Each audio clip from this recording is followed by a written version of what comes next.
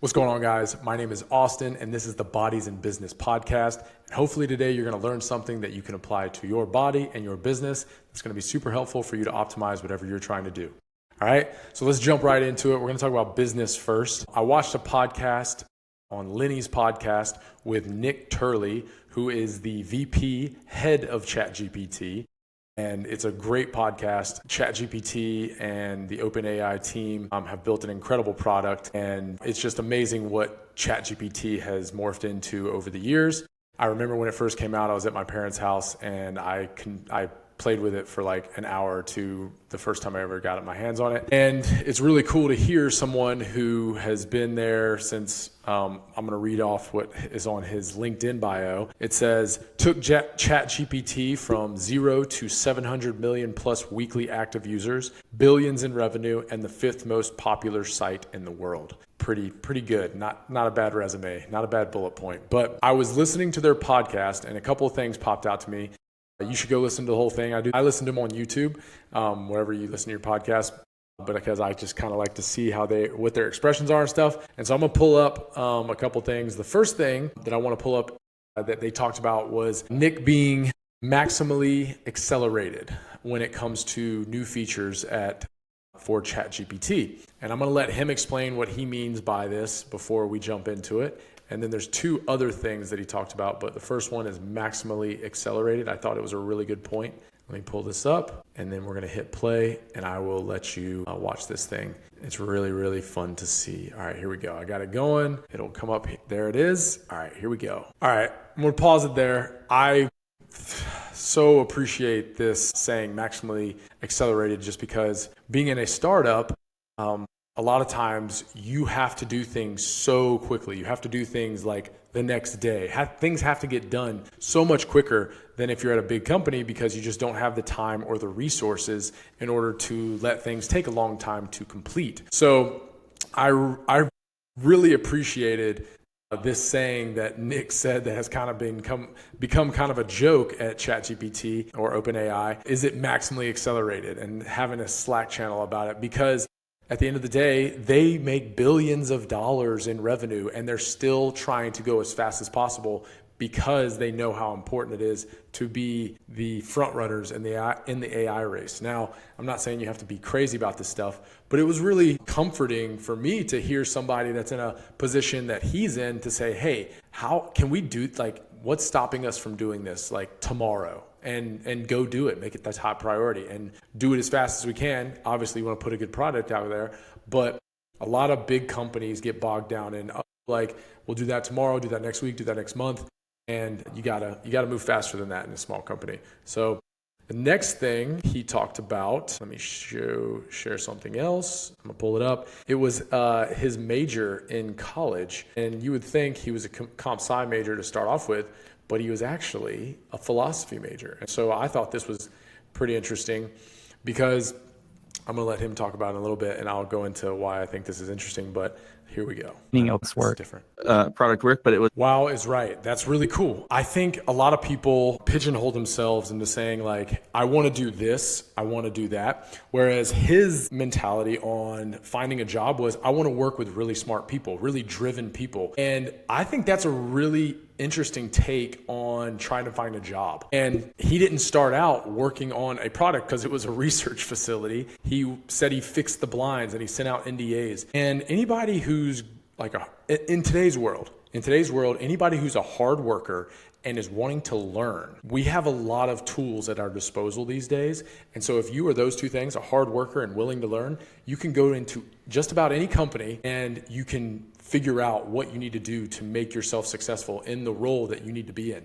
And so I think it's a really, really cool thing to say, I wanted to find the smartest, hardest working people. He didn't say hardest working, but I wanted to find the smartest people I could be around and go work with those people. I think it's I love that. And I think in today's world, that might be something that people really put as a priority instead of saying, oh, I want to go, be a product manager at this company because they make a really good product. No, I want to go I want to be a software developer at this company because I'm the best software developer, in my school or something like that. I those probably weren't great examples, but it's just a really cool mentality to have. And I know this was not what the major was, but we'll do that one next. Anyways, so I thought that was really cool to have a take where you're not searching for a specific role in a position. You're finding the people that you want to be around, because the people that you will work with for 8 to 10 to 12 hours a day. They become your family, and they become the people that you turn into. They say that you're the 5 people that you hang around with most. And so do you want to be around people that are not hardworking or lazy and just don't care about growing super fast? Or do you want to be around people that are like, I'm trying to learn everything I possibly can so our company can do well? Very cool. So this is the third thing from the video that I thought was really interesting. Was he started out as a philosophy major at school in college, and then he took a computer science class and liked the logic and appreciated how, things are sequential and stuff like that in the logic piece. I actually had a similar experience, but I didn't go down this route because I was very committed to sports, and I don't regret saying that, but and I don't regret being committed to sports because I had a great time. But computer science was the only I think I got when I was at the Air Force Academy. So I should have stuck with it. Computers weren't something that I was really, really into. I just, use it as a tool, and it was super helpful. But I've said this before, it was the only actual A that I got at the Academy. I think I had some A minuses, but so I sort of stuck with that. Also, philosophy was probably one of my favorite classes at the Air Force Academy, because there was one story. My favorite philosophy story is the allegory of the cave. And in the allegory of the cave, basically I'm gonna make it quick. These 2 guys grow up in this cave from the time they're born until the time they're adults. All they do, they're growing up in this cave. And the only thing that they see is the light on a wall from a fire, and people making hand gestures and stuff on the wall from the fire. So it comes up as shadows. And so that's all they know. That's it. All they know is what's being displayed on the wall. Well, one of the members of the cave gets let out and gets to go upstairs, go topside, go out into the world. And they see trees, they see birds, they see, the sky, they see plants, they see everything. They see animals. He comes back, or it might be a she, but they come back and they tell the other person who hasn't left the cave, who's only been staring at the wall, that you've got to go upstairs. It's all these cool things. It's crazy. It's unbelievable. And the guy down below is like, no, this is what's real life on the wall. And I was so enthralled by that, because I was like, oh my God, the allegory of the cave is just like life, right? We think we know something. We think we know what the world is. We think we know what life is. And then when we're shown something else, we're like, oh my gosh, I had no idea that life was so much bigger than this, or there was so much more out there. I just went to Greece and Italy, and it's incredible to see different parts of the world and see how things are done, and just be on vacation and not in work mode all the time. But so it's just cool that the head of ChatGPT had a philosophy major and a computer science major. And he said in this podcast that having the philosophy major has really helped him grapple with some of the hard questions they've had to wrestle with at OpenAI to try to make a better product. And it's interesting because you would think most people would think you're not going to use philosophy in your OpenAI ChatGPT position. This guy has leaned on it pretty heavily, saying, I want to get to the most basic principles of what we're trying to do, and philosophy really helps to do that. Obviously, you can go in circles in a lot of things, and sometimes you just have to make decisions. But I thought it was really cool to parlay both of those majors into what he's doing now, which is running one of the most successful companies in the world and one of the most important products in the world. So that's the business aspect. Go watch the whole podcast, and I'm going to stop sharing this, and it's just going to see my face.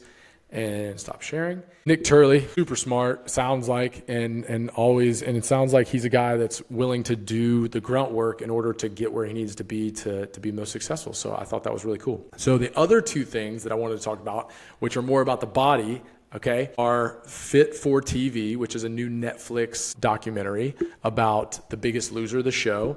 I just started watching it yesterday with my wife. And it's interesting. And I have a hot take first that I'll say, and then I haven't watched the whole thing. I'm going to watch the whole thing, and I'll probably do some different series on it, but it is incredibly difficult to go from a Biggest Loser arena. It's environment. It's incredibly hard for somebody to go from an environment where you're just thinking about exercise, eating right, and someone's trying to help you do that, to going back to the regular world and making it fit with your job, with your family, with all the other things you have to do in life. So it's awesome that people are able to lose that much weight in that environment, but then the transition from that environment to the regular world doesn't seem like it worked out very well for most of the people that lost weight on that show.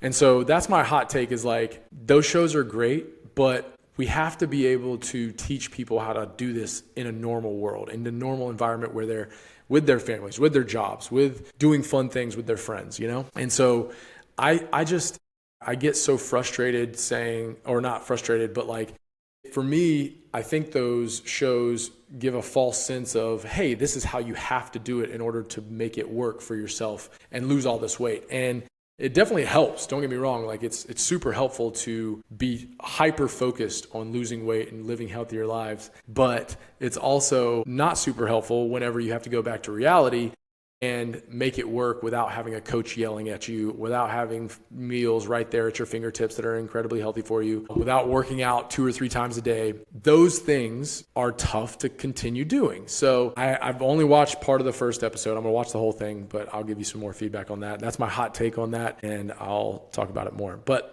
the next thing and the last thing I'll talk about is I'm not going to bring it up here, but I watched a short clip of Rhonda Patrick speaking with a person that I can't remember right now. And she said that she takes 5 grams of creatine every day for brain health. And creatine has been Tim Ferriss. That's the person. She was having a discussion with Tim Ferriss. I knew it was going to come to my brain.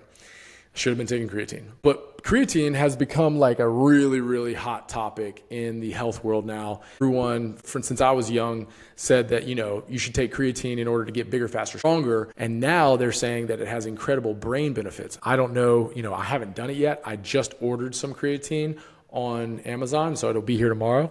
So I'm going to start taking it, and I'll give you a report back on how I feel taking it. It seems to be like Andrew Huberman, Tim Ferriss, Rhonda Patrick, and there's many more people that are taking creatine regularly on a daily basis.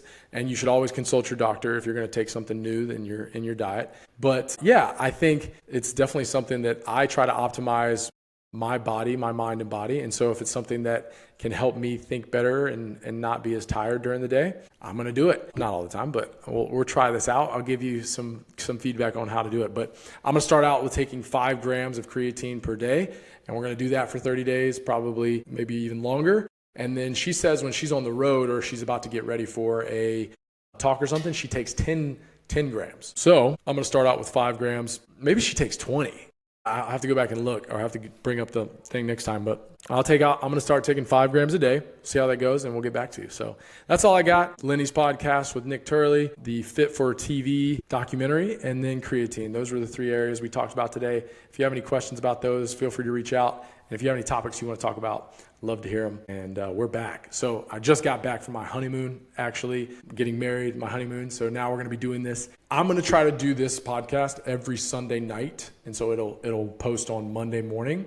And then we'll go from there. But every Sunday night, I'm going to try to do this podcast. And I'm going to stick to that going out through through this year, because consistency is key, baby. So that's all I got. We're getting after it. And yeah. Thanks so much for watching. I know it was only 20 minutes, not too bad. If you listen to it at 2 times speed next time, it'll only be 10 minutes. Thanks, guys. Get after it.